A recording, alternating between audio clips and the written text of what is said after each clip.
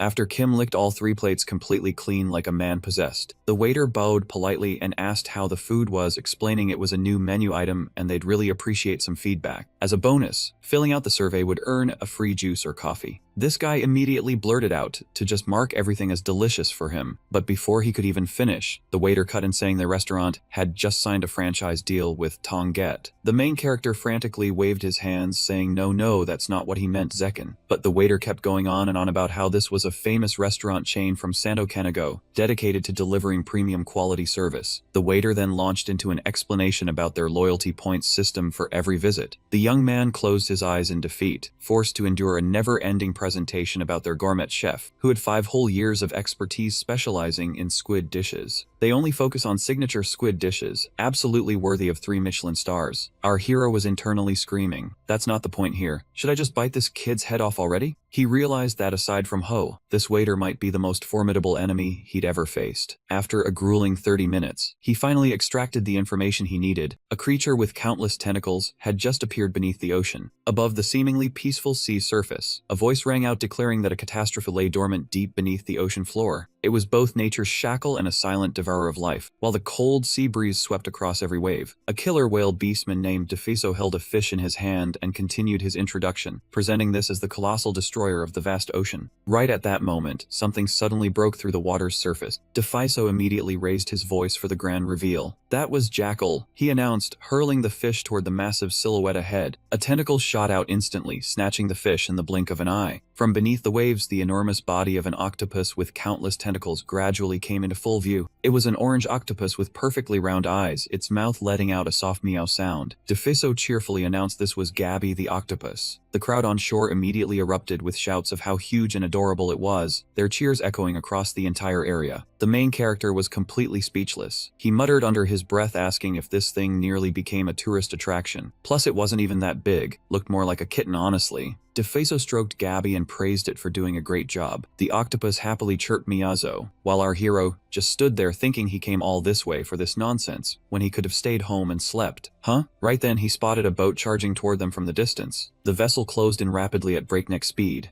It was now only a short distance away from Gabby. Defaiso immediately screamed out Miyazo. On the deck of the boat, the silhouettes of several strangers gradually became visible. They all leaped into the air simultaneously before landing, led by a lion beastman at the front, along with a whole mob of lackeys crowding behind him. The lion beastman let out a slight sigh, his face dripping with impatience. He roared that he was an adventurer from distant lands, addressing the wretched monsters before him. The lion beastman bellowed that this time he wanted a real answer from every single one of them. The lion beastman and his crew all turned their gaze toward Defaiso and Gabby, causing everyone nearby to start whispering nervously among themselves. What's going on? What kind of problem is the adventurer leader dealing with exactly? The main character picked at his ear and said coldly that the noise was giving him a headache, asking if they'd keep it down for once. The lion beastman growled that they came for answers, telling them to cut the meaningless chatter and respond immediately. What are you planning to do? The lion beastman glared at Gabby with sharp eyes, while the octopus broke into a nervous sweat and squeaked out Mia. He replied calmly that no means no, he already said he wasn't interested. Why was this guy clinging to him like Giulio Aventura and being such a pest? The lion beastman gritted his teeth, saying they clearly couldn't understand each other, and that was absolutely not the answer they wanted to hear. He frowned and pointed out that from the very start, the lion only wanted to hear what suited him. If he never intended to negotiate, why even bother pretending to have a conversation? The lion beastman drew the sword from his back and coldly declared that when words fail, strength decides. The young man immediately snapped back, calling him completely beyond saving. The lion beastman pointed his blade at him and ordered his troops to prepare for battle. He muttered in confusion that his ears were still working fine. So how did things escalate to this? Fighting itself wasn't scary, but in this chaotic action situation, staying on guard was the smart move. Suddenly his expression darkened. A spear slammed straight into the deck out of nowhere, followed by an ice-cold voice demanding they talk or else. Or maybe they should just wreck this boat entirely, Captain. Right then, 4 seal beastmen appeared and swiftly restrained everyone on board. The lion beastman froze for a moment before blurting out a stunned, "Oh my god." He immediately scolded them, asking what kind of land animals think they can pilot a ship into their waters, called them a bunch of lunatics, and suggested since they were already here, they might as well stop by a hospital to get their heads checked. The clueless fools. The lion beastman gnashed his teeth and snarled, calling them swimming pigs and swearing he would never forget this humiliation. The whole gang cursed loudly, yelling, "Just wait, you swimming pigs," before hastily steering their boat away. He watched them leave and remarked casually that he told everyone those guys were nothing but trouble. He grabbed a fish from the bucket while apologizing to Gabby, saying sorry about the commotion right during lunch hour. Gabby's eyes went wide and it squeaked Mia-oh as the fish suddenly flew straight toward it. Then it panicked with a frantic Mia-oh because the fish nearly slipped out of reach. Kim instantly shot his hand out like a true hunter, snatching the fish midair with perfect precision. Kim took a bite, casually remarking that it was still fresh, which made Defaiso freeze up and let out a stunned huff of pure disbelief. While chewing away, the main character calmly mentioned he had a few questions to ask if it wasn't too much trouble. Before them stretched a massive harbor, the deep blue sea extending endlessly alongside rows of ships docked side by side. The brief little tour wrapped up in a flash, and he immediately followed the group of killer whale beast folk who were leading the way. Defaiso sat on the dock, waving the main character over and saying this was the spot. He glanced around looking confused, asking if this was supposed to be an office because it sure was unique. Defaiso fired back asking what exactly he wanted to know. The main character brought up what the lion beast folk said earlier about wanting to hear an answer, then asked what that was really all about. Defaiso let out an "ah" like something just clicked, then asked if he'd already seen Gabby. The young man repeated the name Gabby, and Defaiso explained that was the giant octopus that showed up earlier. He recalled those strangely sparkling eyes the creature had, then just mumbled an understanding in response. Defaiso gritted his teeth, saying those adventurers were trying to kill an adorable little one like Gabby. A few months back, the demon tribe launched a massive assault aimed directly at the royal palace. When the Demon King's navy attacked Hinyo di Judo, they clashed with the Zekken. At that time, the Zekken appeared near the city alongside the Demon King's warships. After the Demon King was eliminated, they immediately retreated, and thankfully the city came out unscathed. Later, while dealing with the Zekken eggs left behind, Defaiso dove underwater and discovered a terrifyingly large number of them. One of those eggs unexpectedly hatched, revealing a tiny orange octopus inside. From that moment on, it saw Defaiso as its parent and stayed by his side ever since. To Defaiso, Gabby was just as precious now as it was back then. Defaiso continued, saying those adventurers used the excuse that Gabby was a dangerous monster to justify attacking it, but there was definitely a hidden agenda behind it all. This guy recalled he panicked and pointed out that Giulio Aventura, the United Beastfolk Nations, always preached about unity for all beastfolk. They claimed no discrimination, recognizing the freedom of every member just like humans and elves. In his mind, he noted this was basic beastfolk knowledge that Hispanic had taught him. Defiso replied coldly that the beastfolk on the mainland were never their brothers. Julio Aventura, the United Beastfolk Nations, had only existed for about 50 years, yet they still mistreated and discriminate against marine mammal beastfolk like them. Defiso declared they would defeat them, claim their position at Henio di Giuto, and become part of the kingdom of Gorgon Kenton. When that happened, Henio di Giuto would become the kingdom's largest trade port, and only then could anyone talk about equality among all beastfolk. Defiso trembled as he recalled that 50 years ago, the mainlanders started sending envoys to his ancestors. 50 years ago, a lion beastfolk confronted a killer whale beastfolk, demanding to know why he wouldn't return to the kingdom. The killer whale beastfolk replied that he'd just found where he belonged only to be summoned back, then exposed the shameless scheme targeting the trade port. The lion beastfolk rolled up his sleeves, snarling that if that was how it was going to be, then there was no choice but to use force, and ordered his subordinates to beat him down. But at that very instant, the killer whale beastfolk grabbed the lion beastfolk by the collar. Make sure to subscribe to the channel to keep the motivation going. The lion panicked and yelled wait, but before the words even left his mouth it was already too late. The killer whale beastfolk immediately slammed him face first into the ground. The impact knocked out several of the lion beastfolk's teeth and left him lying motionless on the spot. Defiso explained that from then on, they used their status as adventurers to constantly harass his people. They even seized every commanding position at the Santo Ancamasia branch. The one from earlier was a descendant of that lion from the United Beastfolk Nations envoy, and 50 years later things had only gotten worse. He thought to himself that the beastfolk from earlier turned out to be a descendant of the envoy from 50 years ago, and that original envoy had been a lion beastfolk. Defiso wrapped things up saying that was the whole story, then asked if all his questions had been answered. Duke Gu was considered an intermediate rank knight. The main character suddenly understood, remarking no wonder Defiso spilled everything so easily, then asked straight up what the old man wanted from him. Defiso replied that he was glad things moved along so quickly, so they could cut right to the main issue. He asked simply what Defiso wanted and what he could offer in return. Ships continued coming and going at the harbor, and the main character quietly took his leave. Defiso stood watching his retreating figure, cold sweat pouring down nonstop. Right after that, his legs gave out and he collapsed flat on the ground. His subordinates rushed over in a panic, frantically asking if the captain was alright. Defiso shakily pulled himself back up, muttering that the night from just now was absolutely not normal. A seal beastfolk immediately responded that understood, they would tail him right away. But Defiso barked no, absolutely do not follow that man. He himself had considered doing the same thing, but his instinct screamed at him to stop. Defiso warned that if anyone gave a stupid order like assassinating that guy, they needed to deal with that person immediately, because he was clearly no ordinary intermediate rank knight. That man was a genuine monster. Defiso recalled the young man's silhouette and the terrifying mana radiating from his entire body. At the port of Xinghen, a girl clutched her stomach groaning as waves of pain hit her one after another. Since her taste buds didn't agree with her master's cooking, the meal was a disaster, and she wondered where on earth she'd been dragged to this time. Suddenly a voice rang out, as if someone just recognized the knight Xionhen. Xionhen turned around confirming it was her, then asked what was going on. Standing before her now was a red-haired nun. The nun quickly grabbed Xionhen's hands, excitedly saying she couldn't believe she actually ran into Knight Xionhen in a place like this, that the goddess must truly be watching over her. Pulling back her hood to reveal of cat ears, she loudly announced that this was huge news because Knight Xionhen was right here at this very moment. Her face went pale as she whispered that a weapon of war belonging to the demon race was being hidden right here in this very place. She grabbed onto Xionhen tightly, trembling as she explained that she had personally witnessed a relic left behind by the demon legion stashed away in that location. The main character quickly tried to calm her down, telling her to take it easy and walk him through everything step by step. On the plate sat an egg-wrapped noodle dish shaped like a squid, steaming hot and looking absolutely mouth-watering. The server placed the dish on the table and announced that this was the specialty they had ordered, wishing them a pleasant meal. The young man stared at the food, and the name, Gotkung, popped into his head in the most suspicious way possible. She immediately asked whether that relic had any connection to Julio Aventura. The cat Beaskin answered between bites, saying yep, that tattered monster was still lurking out there. She had thought peace was gradually returning, but nope, an even bigger mess just came crashing down on them. He thought to himself that his master once said the reason he came here was because of Gotkung, so the clues had to be somewhere within this city. And yet the atmosphere around here was suspiciously peaceful, to the point where they even had a local specialty dish with a name eerily close to that thing. He asked if she had reported this to the church, since there had to be a branch of the Holy Order in this area. The cat Beaskin nodded, but the more she tried to explain, the less they were willing to believe her. The main character frowned, thinking how could the church just ignore a cry for help from one of their own missionaries. Right at that moment, he suddenly noticed something off. The cat Beastskin looked confused and asked if something was wrong, wondering why he was not eating. He just brushed it off casually, saying it was nothing. Out of nowhere, he pointed behind her and told her to look back there, which made the cat Beastskin flinch and whip her head around. A lightning-fast strike was unleashed in that instant. The cat Beastskin did not even have time to react before she collapsed unconscious on the spot. He hoisted her over his shoulder and walked off, leaving the panicked server behind calling out about her drink and some unanswered questions. Crossing the vast grasslands leading to a fortress city, Kim moved while thinking that since this kingdom bordered demon territory, the influence of knights as symbols of national power made total sense at this scale. Knowing that full well, the killer whale Defiso had found a way to pull this young man to his side, and he recalled their earlier conversation. On paper it was still voluntary, of course, but he had already received a reward worthy of that choice. That reward would be explained later. For now, let us talk about the Gepa leopard, a beast considered the fastest on land. But to this guy it was just a weak and unremarkable form. And this was where the transformation began. Their stamina was originally terrible, and overusing it would spike the heart rate, while the flesh could literally melt off the bone. But that was ancient history now, as the armor on his body gradually vanished, replaced by the shape of a fearsome predator. He combined the Gepa leopard's body structure with the massive lung capacity and blood vessel network of a dinosaur, then slowly placed those leopard legs onto the grass. His body optimized sweat evaporation to drop his core temperature at insane speed, while his legs also finished reshaping into their new form. Even his face morphed into the visage of a hunting cheetah. On top of that, he boosted his burst acceleration using snail muscle fibers and dragon bone density. Finally completing the full cheetah transformation, he immediately shot forward like a bolt of lightning tearing across the open plains. At the gates of Sano-Ankamasia, two soldiers stood on guard duty as usual. Suddenly one of them spotted something barreling toward them. He squinted at the dark silhouette in the distance and muttered in confusion, asking what the heck that was. The young man launched himself into a powerful leap. His body, light as the wind, soared clean over the heads of the guards. The moment one foot touched the ground, he instantly deactivated his beast form and reverted back to his human shape. The soldier stood frozen in place, eyes darting around as he stammered out a question. He sputtered about what on earth just happened, while the guy had already vanished far off in the distance. He recalled what Defiso had told him, that if he just followed the Adventurer Guild's rules around here, there would be no way to enter the Adventurer Guild without permission. But if the reason was a criminal investigation, that changed everything entirely. He had the authority because he was a mid-rank knight. All he needed was to use these forged documents to accuse the guildmaster of espionage for allied nations, and those shameless folks would lose any ground to hide behind their influence and run their mouths. He had once asked why Defiso did not just send someone else if the plan was this airtight, and the killer whale simply shook his head, saying nobody fit the role better. Currently, after the war against the demon race, both the senior knight examination and the restructuring plan for mid-rank knights were in total chaos. Because of that, the mid-rank knights were forced to gather at Hinyo Dijuto. At that point, he figured he could not let this opportunity slip while the Adventurer Guild was still reeling from Giulio Aventura's death. So he agreed to take the mission but insisted on doing it his own way. At the Adventurer Guild branch in Sano-Ankamasia, the lion Beastskin gritted his teeth and cursed the name of the killer whale Defiso. He slammed his fist on the table in fury, calling that filthy sea pig every name in the book. The tiger Beastskin standing beside him urged him to calm down, saying sooner or later that scum would have to cave, completely unaware that someone was already standing right behind him. A blade pierced straight through from behind and out through his stomach,